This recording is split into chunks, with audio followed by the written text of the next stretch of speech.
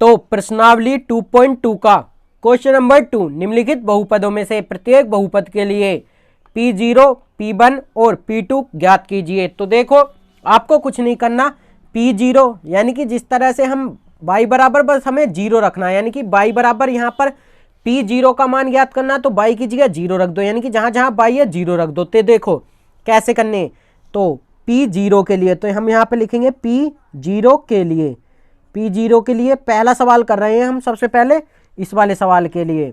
तो देखो y की जगह हम यहाँ क्या रख रहे हैं, P0 बराबर, तो यहाँ भी y बराबर 0 रखनी पड़ेगी, 0 का स्क्वायर माइनस 0 प्लस 1। तो देखो इसका उत्तर हमारा कितना आ जाएगा, 0 का स्क्वायर करेंगे 0 ही रहेगा, माइनस के 0 प्लस 1, यानी कि टोटल हमारा 1 आ जाएगा। अब P1 के लिए, P1 के लिए हम पहला ही सवाल कर रहे हैं सबके लिए, इन तीनों का मान सभी समीकरण के लिए निकालना है। तो P1 के लिए यानी कि इसमें अब फिर से P1 रख दो, y की जगह 1 रख दो, P1 होगा, और y की जगह यहाँ भी 1 रखना पड़ेगा, यानी कि 1 का स्क्वायर माइनस 1 आ जाएगा, यहाँ भी प्लस 1। तो देखो ये क्या हो जाएगा, 1 का स्क्वायर 1 और प्लस माइनस ये कट जाएंगे, यानी कि क्या बचेगा हमारा 1।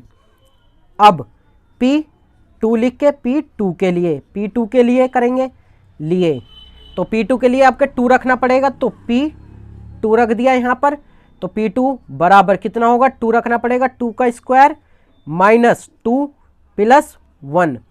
तो देखो यहाँ से 2 का स्क्वायर करेंगे कितना आएगा, 4 माइनस 2 प्लस 1। तो देखो 4 में से 2 गए, कितने बचेंगे, 2 और 1 3, तो क्या 2 बचेंगे, और बड़ी संख्या का चिन्ह आता है तो प्लस का, प्लस 1, टोटल कितना आ जाएगा 3, 2 और 1 3। तो ये होगा। अब देखो दूसरा सवाल भी हम इसी तरह कर देंगे। दूसरा सवाल ये वाला सवाल है, इसमें भी बहुत आसानी से P1 P2 के लिए दूसरा सवाल, ये फर्स्ट सवाल था हमारा। अब सेकंड सवाल देखते हैं, सेकंड सवाल बिल्कुल सेम ऐसी।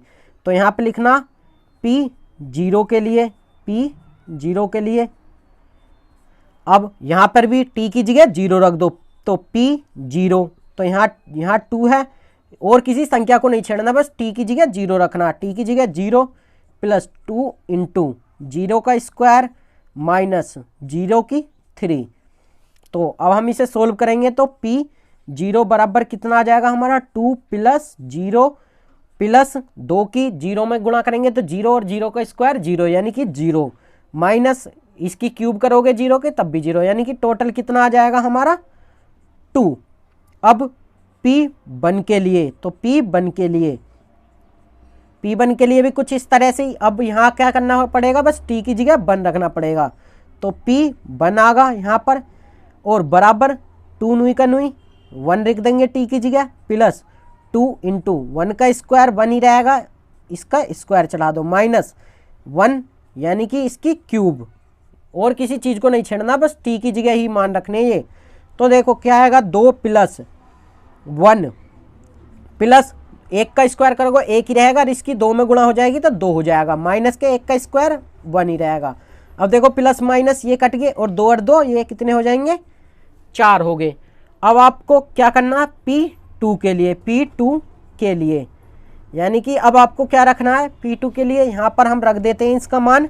तो यहाँ पर क्या आ जाएगा, यानी कि P2 बराबर क्या आ जाएगा, 2 प्लस 2 गुणा 2 का स्क्वायर हो रहा, तो 2 का स्क्वायर हो जाएगा यहाँ पर। अब देखो माइनस t की 3 है, तो यहाँ पर t की जगह 2 रखना, t2 की 3 हो जाएगी।